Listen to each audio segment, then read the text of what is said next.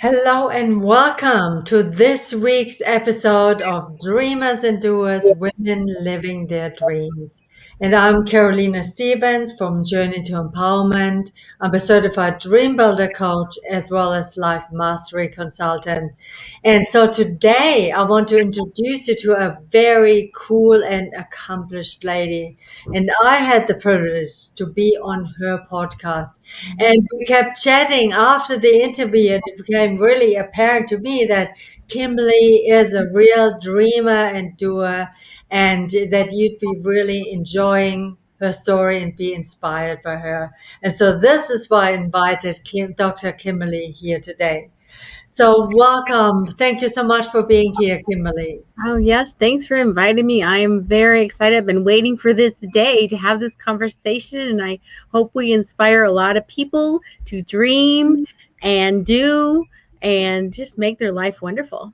Yeah, I love this. Mhm. That's exactly what our intention is. And so let me tell you a little bit about Dr. Kimberly. She is a behavioral optometrist who's helped thousands of people over the last 2 decades accomplish their vision and goals. Dr. Lynette has mastered the process of helping people to attain super health and real happiness in all areas of their life.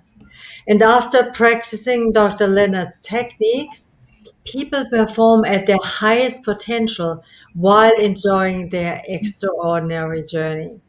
And Dr. Leonard is the author of Visualizing Happiness in Every Area of Your Life and the host of the incredible Life Creator podcast, where she interviews people from different walks of life to find out what gives them happiness and fulfillment and how they are putting their gifts out into the world. And through her podcast, she inspires the listeners to discover their passion and purpose and live it. And so, what a beautiful mission, what a beautiful life's purpose you have. And so, my first question actually is, what is a behavioral optometrist? What do you do? So, a behavioral optometrist is trained as a general family optometrist as far as we learn how to, check the health of people's eyes and also check for glasses or contacts and things like that. But then a behavioral optometrist goes on and has extensive education after that. And what that entails is working with someone as a whole person. So at this point, we're not just looking at the eyeball and saying, "Oh, you have a bacterial infection in your eye. We're going to give you a drop for your eye." As someone walks in to see me, I'm looking at the way they walk. I'm looking at the way they interact. I'm looking at everything from their behaviors to their movements to how they just take the world in and how they react with the world. And people would come to me because they had a goal they wanted to accomplish, or there was something that wasn't working in their life and they wanted those blocks removed. And so, as a behavioral optometrist, what I would do is I would look and see where the person was at. And then I'd find out, okay, what is it that you want to see happen in your life? And we'd write those things down. And then I do an assessment of the vision, the brain, and some different other modalities. And then I would write a program for them. And it would be based on an in-office type of program. So they'd come and they'd be on balance boards and balance beams and trampolines, moving their eyes around using lenses and prisms and different things that would reprogram their eyes in their brain. And we did that until it just became automatic, and then it integrates into life magically. It's just hard to believe that it does all these different things we do, but it does. And so, for example, I would have parents bring children in who are struggling in school because they were getting a little bit of double vision when they're looking at the words in the book. And so we could handle that. And once they are not seeing double in the book, guess what? Their grades go up. But the thing that I saw most of all when I did behavioral optometry is that people's self-esteem went up. And that was the most important thing. And that's really how I got started in this. I was in school and I was doing a rotation in the vision therapy clinic. and I was able to help this little boy who was very shy and reserved. And after, several weeks of therapy, I said, "What's different?" And I said, "You look so happy now, and before you kind of looked a little sad." And he said, "Well, when I had to read out loud in class, everyone would laugh at me because I couldn't read." He said, "But now I can read and nobody laughs at me." And these children do very, very well. They just exponentially get better and better and better after having the therapy. So that's one group that I would work with. Also with people with traumatic head injuries, um, just executives who wanted to do better as far as problem solving and think quicker, athletes who wanted to be faster, have that edge. So Wow. many fun things. Yeah. Yeah, so you're working with many different groups in the population, and it's all about enhancing, tapping more to the potential, maximizing your brain power, and making you perform better, it sounds like. Exactly. Yes. And so then you are an author, right? And then you're a keynote speaker. So where did this pivot happen for you? Where did you decide to branch out? So, I had been doing the vision therapy in a therapy center for probably 20 years. And I said to myself, my children are getting older and I really like what I'm doing. But I had a chiropractic neurologist who was brilliant, just brilliant, got sick and died like suddenly. And, he really hadn't, every time I talked to him, even though I was trained in brain and neurology and everything, I could only understand 10% of what he was saying. That's just how brilliant he was. And when he died, I thought, oh my gosh, all that brilliance died with him. He was helping his individual patients every day. And that made me really think, okay, I have been trained in numerous modalities, everything from nutrition to, the physical, the emotional, the brain, the mental. Um, and I can help people one-on-one, and I've been doing that, and I was really loving that. But I said, I'm getting older. I want to leave a legacy. I don't want to just help just my local people. I want to be able to help a lot of people. And so, and I haven't gotten here yet, but I imagine myself speaking to hundreds and thousands of people and sharing the knowledge that I have, because I don't want the knowledge to die with me. I don't want my experience and everything I've learned to die with me. And I'm not the type who would sit down and write a textbook, so that would not be my thing. So, but I do love people and I love connecting with people. So I started out by doing speaker training so that I could be in front of people and actually talk and explain things. So that's where I started. And I noticed that sometimes people didn't even know where to start when it came to, how do I design a life that I love, that aligned with my strengths. And so I wrote a book, Visualizing Happiness in Every Area of Your Life. And it talks about, it's just the nuts and bolts, just the basics to get started on that. Of course, it's a lifelong journey of discovering what we want and then going to the next layer and the next level. But I started out by writing that book. And then it's been getting close on 2 years now that I started the podcast. And I'd been wanting to start a YouTube channel or a podcast for a while. Same thing. My whole purpose was to get out a message of hope. And, everybody comes into this life with a purpose, a core purpose. And my core purpose is to help people feel loved, to feel important, and that they're needed in the world. Because I believe that everyone comes in with gifts.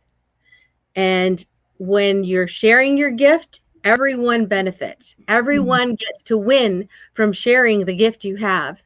But the other good thing about it is that when you're using your gift fully, and that's where, my training in high performance comes in, where I'm helping people reach their highest potential.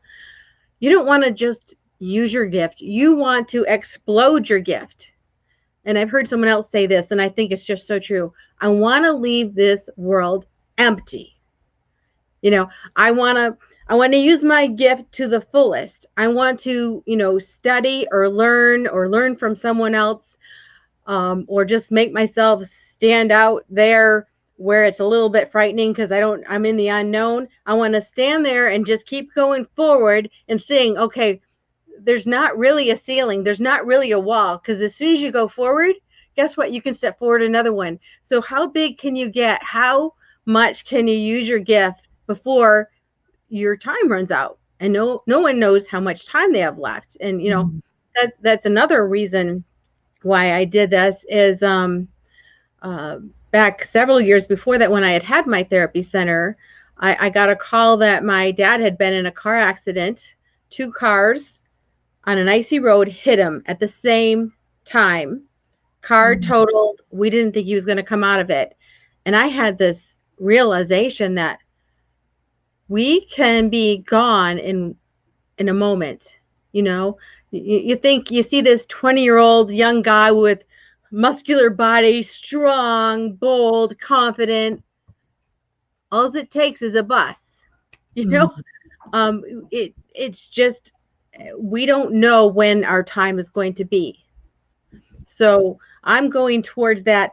Okay, I'm going to try and expand. I'm going to share because I don't know if I'm going to wake up tomorrow. So I better share today. That is so, so powerful because this is one of the things we often forget. We think we have another 20, 30, 40, 50 years, and so we don't value the moment that we have and the opportunities and possibilities that it contains. A lot of people say, I don't know what I'm passionate about. I don't know what my purpose is. So, how would you help somebody like this, Kimberly? Mm-hmm. And a lot of this I go through in my book. So I encourage you to pick up the book.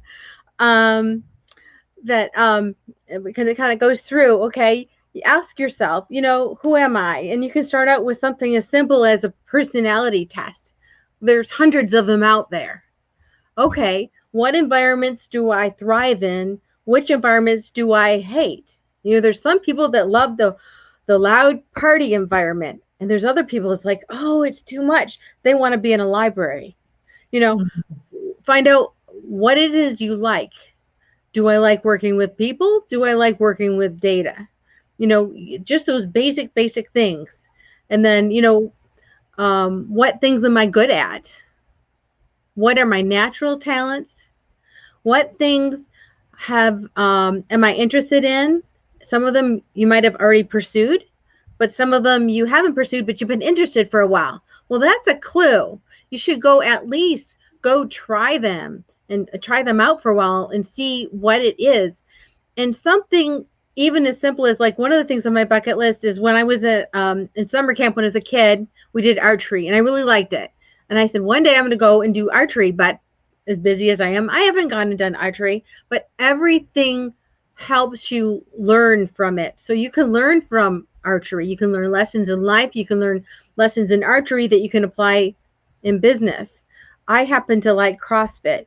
So if for people who don't know what that is, it's a workout where people go in and they do a workout of the day. Everyone does the same workout, but it's scaled based on your how well you can do. So, for example, the guys are lifting 250 pounds. I might be lifting only 50, right?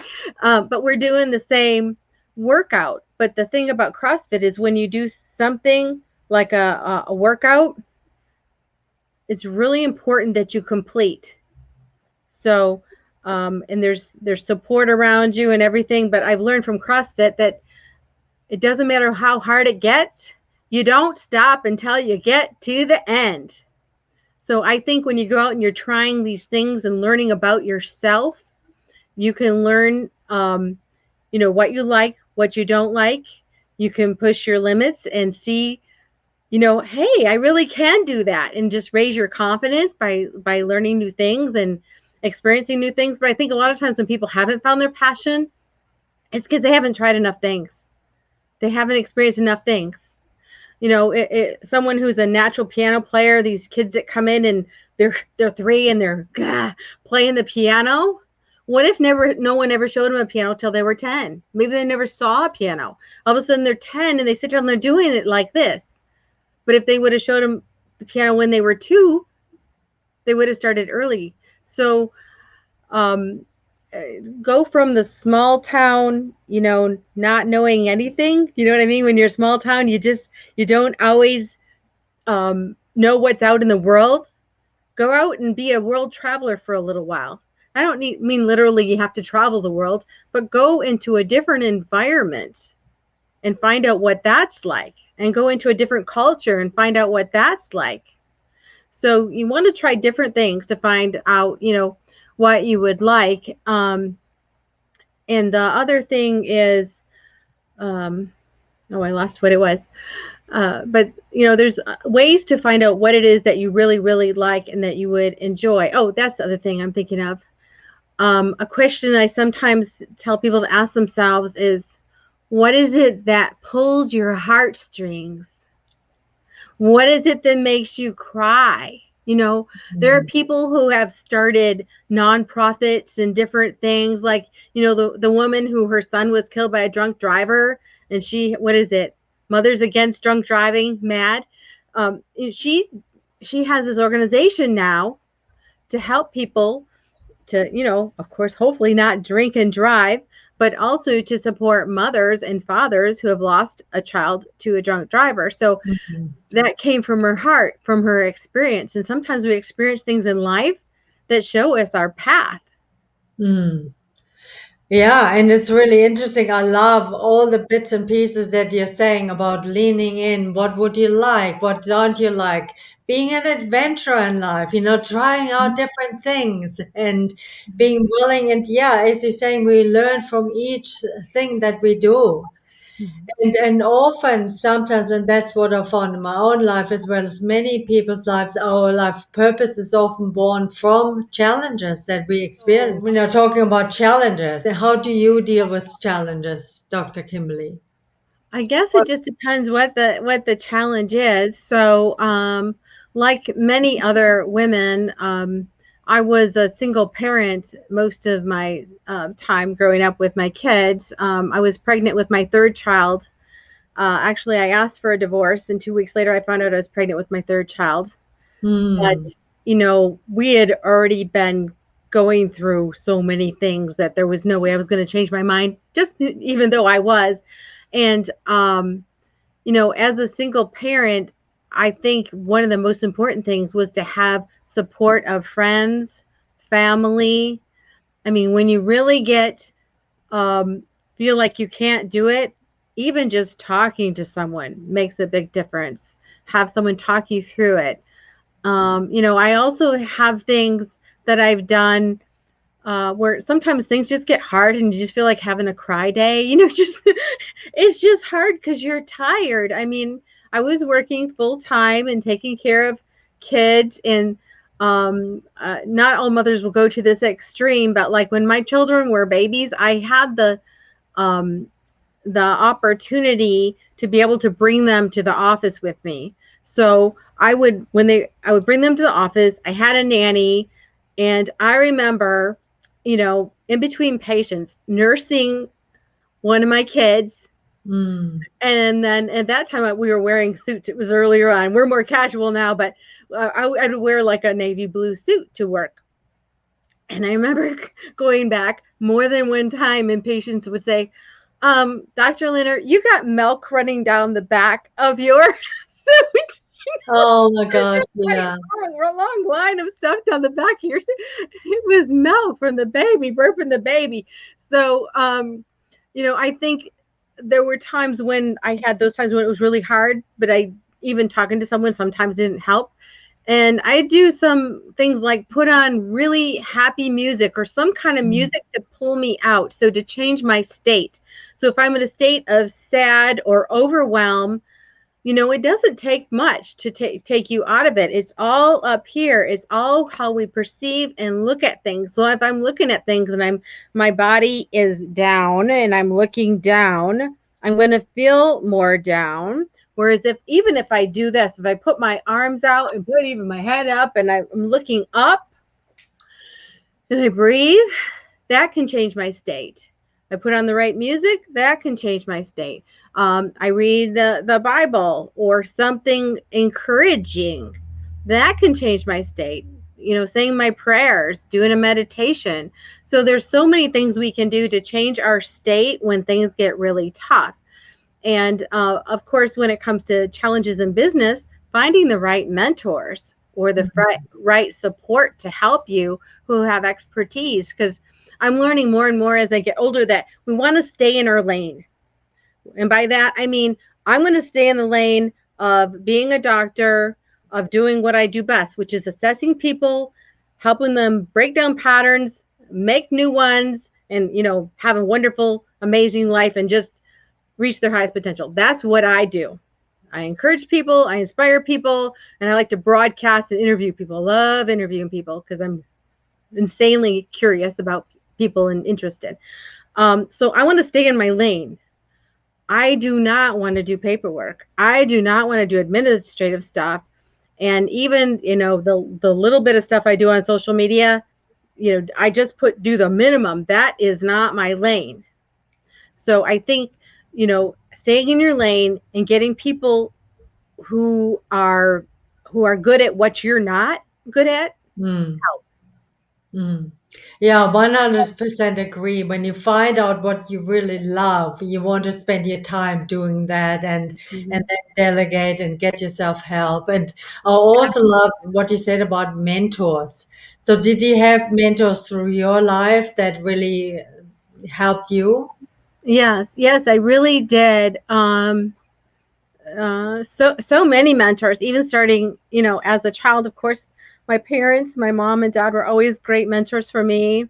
And then growing up, I grew up in the church, and we were at church whenever the doors were open, and there were many godly, wise people there who were my mentors growing up. And then when I got into college, again, several professors and people there who were mentors.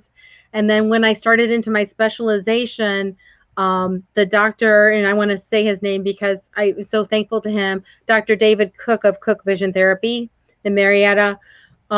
He was my mentor when it came to vision therapy, and he eats, breathes vision therapy. He is vision therapy.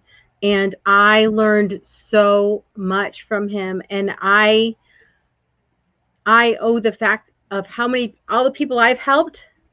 I say I've only helped them because he helped me. Oh, So wow. I think, he's helped all the people I've helped, because without him teaching me, I wouldn't be where I am today. So he was one of my biggest mentors, and I have so much honor and respect for him. That is so beautiful. And also that sometimes, the mindset is I have to do it alone. I have to do it on my own. And that's one of the biggest myths because there are so many great people out there that they can help us in our next spiral in our evolution. So, yeah. So anybody who feels alone and they would love some help, reach out. There are beautiful people out there, and usually when the student is ready, the teacher appears, right? So when you're ready, then, keep your feelers out and the right person is going to come and you're going to accelerate your learning and your evolution. Something that still fascinates me, Dr. Kimberly, is that the whole thing with vision and behavioral work to accelerate our results, because it sounds like this is something, vision therapy is something that would work really well with life coaching, mindset work. So, what part does that, the actual, like you say, balancing exercises, working with the brain, what's the percentage in terms of, the influence of that, for somebody to maximize their potential? So for 80% of what we perceive comes in through our eyes. Okay. The other 20% is all the other senses: feeling, taste, hearing, touch, even the more spiritual, whatever the other things that some people add on to that, the sixth sense or whatever. But so the eyes guide other things. The eyes are the part of the brain that you can see. Yeah. Yeah. So my eyes look out and it tells my brain, hey, this is what's out there. And then my brain can say, oh, okay, and make a decision. It says, oh, you know what? What I see out there is that there's the landmine over there. Let's not walk over there. Let's walk let's walk over here. It helps you make decisions. Mm-hmm. So the more flexible your vision and brain can be, and the more accurate your eyes see things and perceive things, the faster actions you can make, the faster decisions you can make. And that's why, even working with executives, they would come in because they want to make faster, complex decisions. So, Mm. this new modality that I have created in the last 12 years that I will be launching, it's not out yet, but I'm launching it. It's called Optic Brain Fit, combined the vision therapy that I've done for years and brain therapy and movement therapy. And it's going to be like CrossFit for your brain. And so it's not going to be a therapy in that you go to the doctor and you have a problem and you go there. Just like with CrossFit, people go to get their bodies fit. Mm-hmm. With Optic Brain Fit, they go to get their mind and their body and their vision all syncing together. And what's the result of that? It's that whenever you do any type of movement and it's something where you're learning something new, whether it be dance or martial arts or the Optic Brain Fit workouts that people are going to do, it creates brain pathways. Mm. So a lot of people think, well, if I just look at YouTube, I can learn all sorts of things. But guess what? When you're sitting there looking at a screen, you're not creating new brain pathways. You're adding data to your brain, but you haven't learned how to use it. It's not integrated. It's just knowledge that you're storing somewhere. When you are moving and learning with your eyes and your brain and you're doing something, especially if you're doing something novel, like if you're always right-handed and I tell you, okay, I want you to do this with your left hand, you know how strange that feels? Yeah. That's building new brain pathways. And when you build those new brain pathways, that's how you make complex decisions. So I have a lot of concern over the way society has been in the last 10 plus years with so many, people playing video games or just watching TV or watching screens. There's nothing wrong with any of that stuff. But Mm. I think to myself, if our kids are just looking at screens, but they're not going outside and playing baseball, when they get older and then we're older and they're the ones that are the president and they're making the decisions for us old people, I'm hoping that they're going to be able to make those complex decisions, those difficult decisions, because it takes complex decision making and planning. And it takes creating those brain pathways to do that. You have to have this like network of brain pathways to learn how to do those type of things. And it requires movement. It requires learning and movement. And so that's where the Optic Brain Fit comes in. And so when, go back to what I was talking about, working like with executives, they want to be able to be, in that boardroom and people are going around talking, they can hear the information and go, yeah, this is what we're supposed to do. Same thing with an athlete. If you can pick up the ball faster, if your peripheral vision is so wide open that you can see where everybody is on the court and see clearly, let's say the basketball, you're going to just be a better athlete. Hmm. That makes so much sense. And it really makes me want to get up and do more movement. I mean, this Mhm. year especially has been really sedentary for me. But yeah, Mhm. what you're saying with regards to the kids, we can be in front of the computer, get a lot of knowledge, but not integrate it. Not Mhm. go, this is such valuable information. What about our filters? Because often we see things, we perceive things that are not actually the way they are, but it's our reticular activating system is helping us see all the things that we are focusing on, whether it's why it's not working, why we can't do it, why we are not good enough, and we filter out all the rest. Is there a way that you can help with that, like to break through those filters or delete them or open up more? Mhm. There's many ways to help with that. I mean, one of them is I'm trained in NLP, which is neuro linguistic Mhm. programming. So we work a lot with that, with changing one behavior to another. Mhm. So that's one way that you can do it. From a vision standpoint, the way to do it is by changing your perspective. So I'm not sure how much time we have, but can I show Yeah, you maybe? please, please. So here's one exercise I put people through. So there's people who they use their central vision most of the time. Usually they're your readers, they're your good students, but the building can be catching on fire and fire drill going off, and they're reading a book, and they don't even notice that everyone's running out of the building and they're still there. I mean, that's just how focused they are. They're just block out everything. They don't know anything that's happening around them. And then there's the person that, they walk into a party, let's say, and they see everybody and they go and they talk to everybody and they see every person in the room and they're just kind of all over the place and having a great time. But if you ask them to sit down and read or concentrate on something for very long, they would just go stir crazy. They just want to get out of the seat. They want to be out doing stuff, but they really can't focus on anything. Well, ideal vision and ideal perspective is to use your central and your peripheral vision equally. Hmm. That's when you can function the best. That's when you can make the best decisions. That's when you can see what's really there.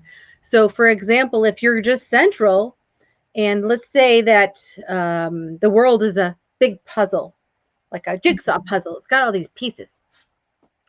And if you're a person that just focuses like this, and all you can see is two or three pieces, you don't realize that there's a whole puzzle. And let's say the piece you're looking at is upsetting or sad, you're going to feel really bad. What if Hmm. the piece you're looking at is really happy? Ah, I'm happy. And what if you just move your vision a little bit and you go from happy to sad to happy to sad? You say, what's happening? I'm going up and down. Why am I so moody? And it's because you're so centralized. You're not seeing the whole picture. You can't make a decision because you're not seeing the whole picture. And then the opposite is the people who they see the whole picture, but they can't focus on one piece. So they're seeing all the pieces, but they're kind of fuzzy. They're all Hmm. blurry. So they can't make a decision. They can see everything, but they can't tell what anything is. They can't identify it. See, with the central vision, you identify things. With Hmm. their peripheral vision, you see movement and see what's there. The central vision keeps you focused on where you want to go straight ahead. The peripheral vision is like your balance, like a tent. Let's see, I'm trying to make my arms like this. It's like a tent, and the stakes are in the ground, and your peripheral vision holds you up. Huh. So, to have the ideal vision, here's a little exercise you can do. Okay, cool. So, you stand on the ground, look at a wall in front of you, and put something on it that has some detail that you can look at that you have to make clear. It can be a sign or it can be a picture, but something that has details that you have to make it clear. So just stand there with your feet kind of like shoulder width apart and look at it and make it clear, and just concentrate so hard that you're making it super, super clear. And what you'll notice is when you make it really clear and you're really seeing the details, that you don't really notice the rest of the room around you because you're just so focused. Mm-hmm. Okay. So the next thing I want you to do is you're staying in that same spot, but while you're keeping that clear, notice as much of the room as you can around you. So notice over to the right, notice over to the left, notice above you, below you, For teachers and parents, your eye is in the back of your head, behind you. So you try and open up as much as you can so you see as much of the room as you can. And you'll notice that, oh, that's starting to get a little blurry. Oops. So then you make it clear again. But when you make it clear, guess what? You start to lose some of the outside. So what do? You turn this back on and you keep practicing it until you get the central on and it's clear, and you get the peripheral open too. That way, let's say you have a goal. Let's just put it down to a personal goal. You're going towards the mountain. That's my goal. That's what I want. I have a friend that she's has a TV show and she wants to be picked up by ABC. She said, I want them to buy my show. That's her goal. So she's looking at that goal. But if you don't have your peripheral vision on, what if you're going towards a goal and you hit rocky ground or you hit a ditch and you're trying to get out and you're trying to get around and you can't? You know why? Because you're so central, you can't see all the different possibilities. You turn on your peripheral vision. Oh, gosh, I could go this way. I could go this way. I could go underground. I can go overground. And guess what? Here's a shortcut over here. So without the peripheral vision, you can't see the possibilities. Without the central vision, you can't tell where you're going. So you're going to put those two together. So by practicing that and breathing and relaxing your shoulders, you turn the central and peripheral vision on. And to make it more challenging, what I do is I'll put someone on a balance board. So I'm going to put them on a low one at first. So first on the ground, then I put them on a low one. And when they get good at that, I said, okay, and I put it up higher. In fact, the balance boards don't go as high as I wanted them, so I made my own. I got some wood, and I made some that were like 4 or 5 inches high. And a lot of my younger people and athletes can get up on those and actually balance and do that exercise. So, but every time you go up in level, what happens is it's a whole different experience. It's a whole different experience, and you're just going higher and higher and becoming more able. Well, thank you so much for sharing this exercise. I'm going to practice this in a lot because it's so we learn to really focus and be clear, and at the same time seeing all the other possibilities that we may miss if we are only focused on, on our central visions. Does somebody come to mind who you really helped and what the result was? There's a lot of them. But there's one it always sticks out in my mind more than ever, just because it was such a transformation. So I had a little boy come in to see me. He was 6, and he came to see me because one eye could see 20/20 or like perfect vision. Mm-hmm. The other eye could see the big E, which is like 2400. Okay. Mm-hmm. So one eye can see a letter this big, and one eye can see the letters that big.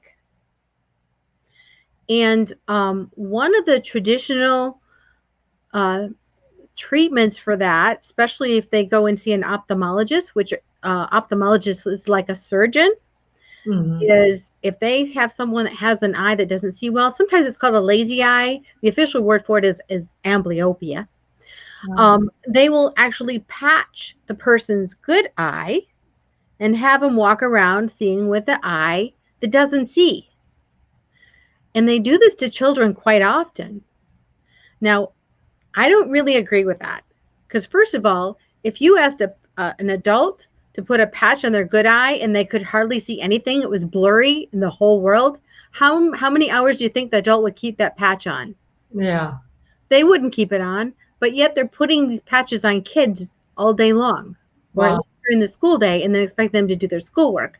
So this little boy came in, and I remember them because I met them at the door, because when I did a vision evaluation with people, I usually spend about 3 hours. So a lot of times I'd just meet them right at the door. Hey, come on in, And, I opened the door, and the dad is saying to the little boy, come on in, come on in.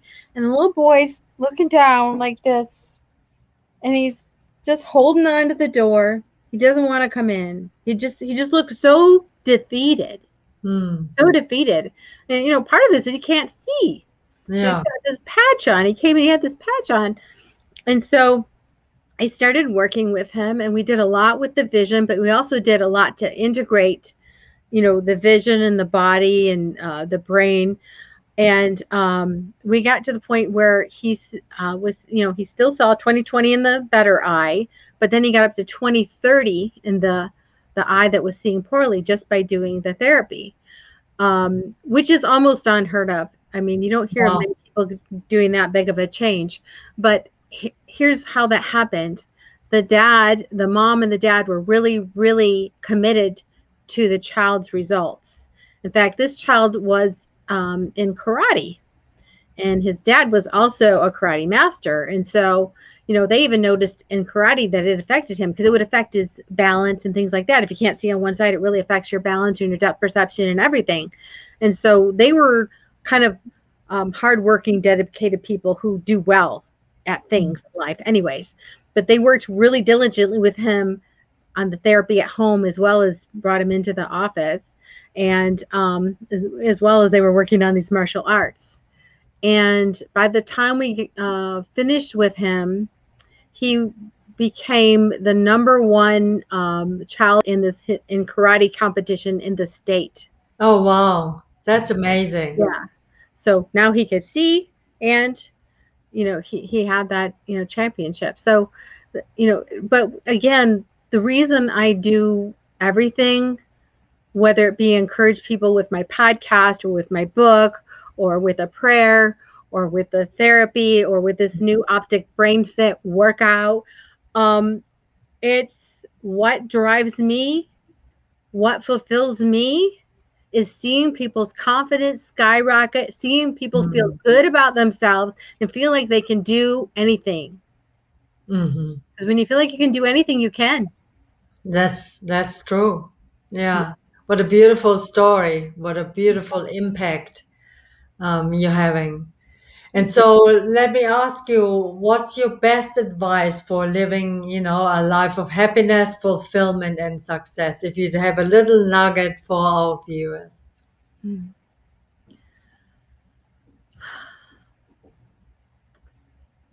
I think for me, it's connected to relationship.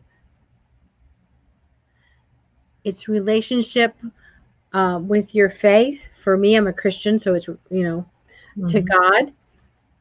It's connection with yourself, loving yourself, being kind to yourself, because sometimes we say so mean things to ourselves. We want to let other people say that to our child, but we say it to ourselves, right? So Yeah.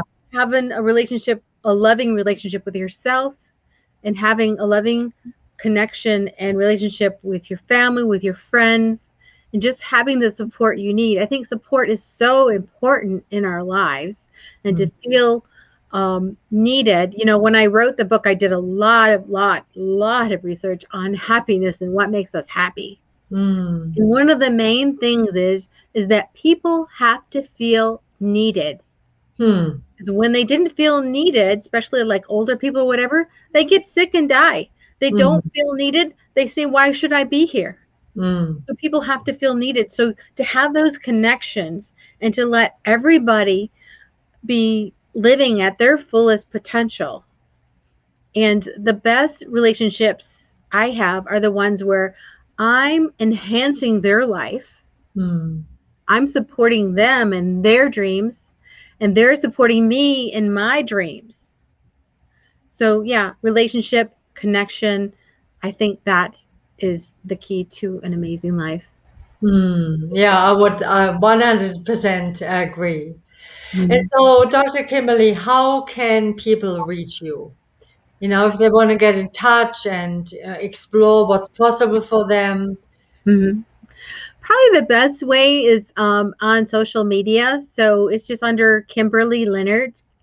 And I'm on Facebook and LinkedIn. I'm on Instagram, but I don't check it very often. So probably Facebook or LinkedIn. I do have a website. It's my name, drkimberleylinert.com.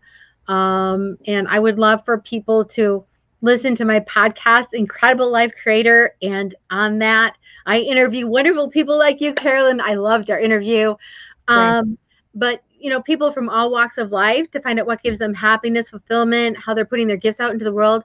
And my goal was to have a variety of people, so many different people. Why? Because when we were talking about passion and purpose, if I have one guy over here that resonates with you, but this woman over here resonates with your girlfriend, then you know, everyone can find their passion and purpose, or at least get an Mm. idea. It could spark you ideas. And a lot of the people coming on are very inspiring also. Mm. Yeah, and I love this concept, and I love we're all different, and we resonate with the different things and different people. I love your podcast, and I've listened to some episodes, and yeah, you're just a great interviewer, and you just lot full of life and full of energy, and it really shows when somebody lives their passion and their purpose. You know, they're lit up. You know, like you got the light shining right through you, and so the so inspiring. Thank you so much. And I was so excited to come on, and I've loved this conversation. And thank you so much for what you're doing and just highlighting people who are dreaming and doing